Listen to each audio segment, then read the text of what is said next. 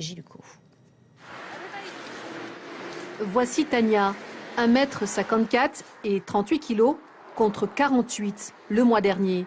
Car Tania ne se nourrit plus volontairement. 4 ans qu'elle vivote entre petits boulots et déménagements forcés.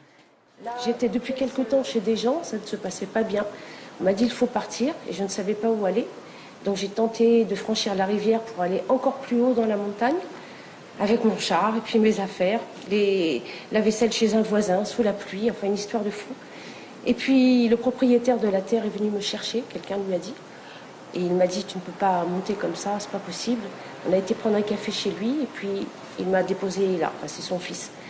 Parce qu'il n'y avait que ça à faire.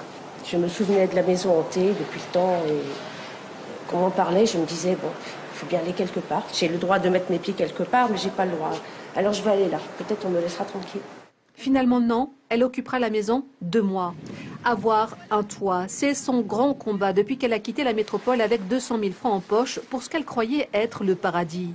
Une solution radicale pour dire stop à 14 ans de galère financière liée à sa maladie, la fibromyalgie, des douleurs musculaires liées à un traumatisme. L'ancienne rédactrice pour Mots Fléchés ne peut plus travailler à temps plein, mais à 51 ans, l'expatriée déchante. Sans le sou, sans emploi et sans maison, sa vie se résume à de la survie.